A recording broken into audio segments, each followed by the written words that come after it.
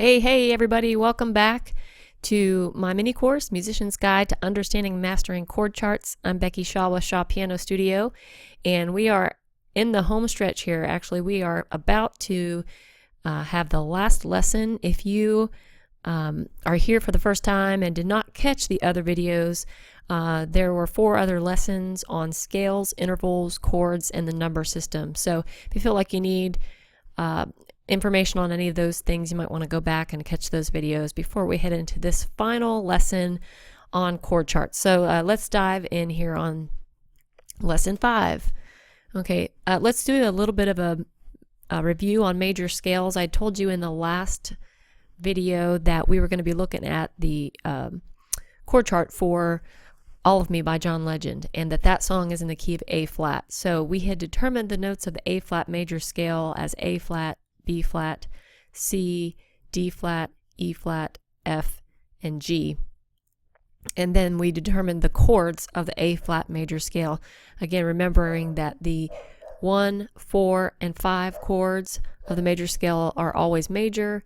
The 2, 3, and 6 chords are always minor, and the 7th chord is diminished. So we end up with A flat, B flat minor, C minor, D flat, E flat, F minor, and G diminished. I apologize, my dog is barking in the background, and hopefully she will stop soon. So, okay, so we've got our little key up here just as a reference and a reminder as we jump into the actual chord chart for All of Me by John Legend. We're going to just start by looking at the verse here. As you can see on this side, this is what you probably have seen is typical of most chord charts, where you've got the lyrics and then you've got the chords over top of the words where those chords should change. Okay, so it looks like there's a lot going on there. What we're going to do first of all is that we're going to convert the letter chords to numbers. Okay, so we'll start right away here with F minor. So if we go up here to our little key, we see that F minor is the 6th chord of the A flat major scale. So it's a 6 minor, so we put 6 minor here in place of the F minor. Then we have D flat, which is the 4 chord of the A flat major scale. So we put a 4 here in place of the D flat. And then we've got A flat, which is obviously the 1. That's probably the easiest to figure out. So we've got 1 chord right there. Then we have E flat, which is the 5 chord. And so we've got the 5 right there. And then we're back to F minor. So we've got the 6 minor there. Then we've got D flat, which is the 4 chord. A flat, which is the 1 chord. E flat, which is the 5 chord. And we're back to F minor. So you could probably tell that you're starting to see that there's a pattern. So what is that pattern? Just take a few seconds there, look at that chord chart for the verse and see if you can figure out what the pattern is. I'll give you just a few seconds.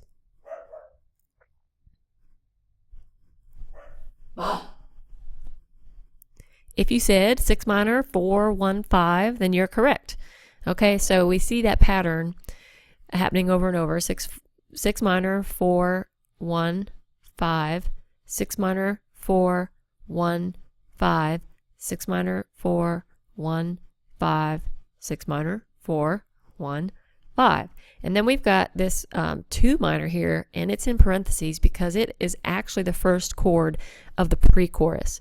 With the way that the lyrics of this song move, the words head into the pre-chorus, but the 2 minor chord actually happens on the downbeat of the pre-chorus. So that's just kind of there as a, hey, this is coming. So rather than, looking at this whole thing, which feels like it's a lot to kind of take in visually, we can create kind of simplify it and create a cheat sheet for each section of the song. So instead of this, we can simply write this. We've got 6 minor, 4, 1, 5, and then 4x in parentheses. And that just tells us that we play that progression 4 times through. If you need a little bit more detail to remind you of how often the chords change, you could notate your cheat sheet like this. These look like the bar lines that you see in written music. Okay, so they divide the music into measures, and then the slashes show the beats in each measure. So in this section, there's one chord per measure, or one chord every 4 beats. So we see 6 minor on beat 1, and then there's 2, 3, 4 beats, and then we change to the 4 chord on beat 1, and then 2, 3, 4, we hold that for 4 beats, and then 1 for 4 beats, and 5 for 4 beats. And again, we play that progression 4 times, so we see the 4x there. Okay, so now that we've worked through the verse chords together, see if you can create a cheat sheet for yourself for the rest of the song. So that's the pre-chorus, the chorus, and the bridge. And here's your little key, just as a reminder. Okay, so here you see the pre-chorus, the chorus, and the bridge with the letter names or the note names, and you're going to convert those to numbers. Okay, so obviously you're going to need to hit pause and take some time to do that. And then whenever you feel like you've got it figured out, have that part finished, then we'll move on. Okay, so how'd you do? Let's look here at the pre-chorus first. We have 2 minor. We knew that from the previous section, but we actually hold that 2 minor for 2 measures. Okay, so see, there's no chord here in the second measure on the downbeat. So that means that we actually we keep playing that 2 minor chord through the second measure. Then we have a 1 chord for 4 beats, and then the 5 chord for 4 beats. And we play that progression 2 times through. I'm going to actually hop over here to the bridge, because notice that the pre-chorus and the bridge have the same chord progression. You've got the 2 minor for 2 measures, the 1 chord, and then the 5 chord, and you play that progression twice. Okay, so kind of can be helpful to see which sections of the song are similar, have the same chord progression. So there's not really, you're not memorizing chords the whole way through. You're kind of memorizing patterns and knowing where sometimes those patterns show up in different parts of the song. So we've got then the chorus, and that is a 1 chord for 2 measures, a 6 minor chord for 2 measures, a 2 minor chord for 2 measures, and a 5 chord for 2 measures.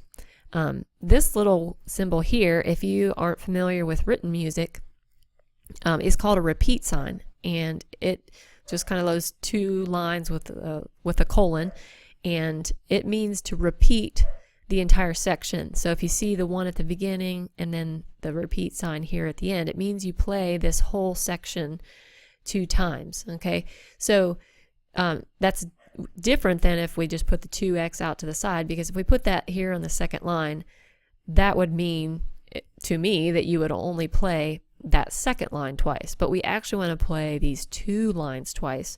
So I have substituted the 2x, 4x with a repeat sign. Okay, so we play those 2 lines twice, and then we jump down to this 3rd line of the chorus, or this 3rd progression, which is 6 minor, 4, 1, 5, and we play that twice. Okay, so hopefully you got those numbers correct, and here's the cheat sheet for the whole song. Okay, so we literally just have the headings, and you'll notice here that I actually combine the intro and the verse because it's the same progression. So you actually end up playing it 5 times. You play it once through for the intro, and then 4 times through on the verse. And then we've got the pre-chorus chords, and then the chorus chords, and then rather than writing all of that again for verse 2 and the pre-chorus and chorus, because those just repeat again, then we would just play those chord progressions over. And then the next time that we have something different, it's the bridge. But again, we talked about the pre-chorus and the bridge being the same, with the 2 minor and then the 1 and the 5. And then we have chorus 2. So it really mostly looks the same, right, as far as the number chords, but you'll notice that this 3rd line, or the 3rd progression here, well, really, I guess we're considering it a 2nd progression because we considered those first 2 lines as 1. It happens 4 times because there's a tag on the chorus at the end. So we have 4x here as opposed to the 2x that happened in the earlier choruses.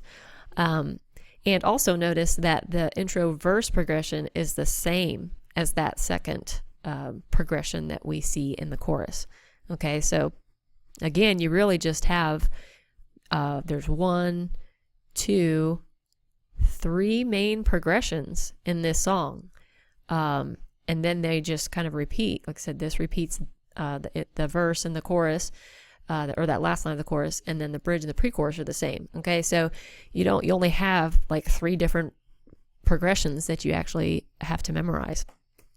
So congratulations, you have completed the Mini Course Musician's Guide to Understanding and Mastering Chord Charts, and I really hope that this has been helpful and eye-opening to so many of you, and that you learned something that you didn't know before, or that you have some handles that can really help enhance your experience of music, and help your communication with, within your band, whether it's your church band or your garage band, or, whether you're a musician that wants to get into studio recording. These, especially this, cheat sheet idea, really condenses things so that if you have to change keys of a song, really you take a few seconds, probably not more than a minute, to figure out what the new scale is. So, say the John Legend song, which is an A flat, but say you're a girl who wants to sing it, you need the key to be a little bit higher, so you want to do it in B flat. Well, you just take a quick moment, figure out what that B flat scale is, and therefore what the number chords are, and then you just substitute those in, and really it just is a matter of minutes, and you're able to change keys. It's not like you have to go back through note for note or chord for chord and learn the song all over again. They're just patterns that are easily transposable, no pun intended, between, keys of a song. So I would really love to have your comments, questions, or reviews on this whole entire course. You can send those to info@shawpianostudio.com. If there are things that you feel like would have been helpful to be part of this training that weren't, I'd love to hear that feedback. Maybe in the future I'm able to re-record these and send those back out. Or really, I'd love to hear from you, even after you started applying some of these tools and concepts, in your musical context, and let me know the ways that it's really helping you, or ways that it's, kind of taking the pressure off, or really just helping you to not be so, stressed out or whatever over key changes and things like it. Hopefully it gives you the tools that you need so that you can operate with confidence, and so that, like I said in the intro video, that you can enjoy what you're gifted to do, and that's music. We can spend more time enjoying it rather than, thinking so hard that our brains hurt, and, trying to create it. But we can really enjoy much more of the processes we're creating and making music, together or individually or whatever. So, again, last little plug here for you to sign up for my email list at shawpianostudio.com. There you'll get to find out about, other things, other trainings, other products that I'll be releasing in the future. I'll give you a little heads up that I'm actually in the process of developing an online piano course. And I'll start that with a beginner's course. So, some of you that are guitar players and have never really learned to play the piano, maybe you know a little bit about it, but you'd like to be able to expand your musicianship and learn that instrument as well, that may be something for you. Or, maybe you just know people who have always wanted to play the piano, and doing it on an online course is really great because you can do it in your own time, your own pace, and you can re-watch lessons and all that kind of stuff. And it's really going to end up costing you way less than if you go to, a traditional, or take, piano lessons traditionally. And, I do that. And my students pay a lot of money to do that.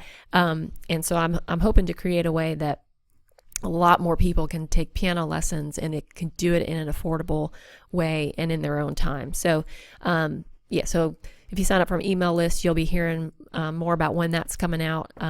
But anyways, just want to thank you guys once more just for joining me in this course, and I hope it was helpful, and I wish you all the best in your musical endeavors. So take care, and hope to see you sometime in the future. Okay, bye-bye.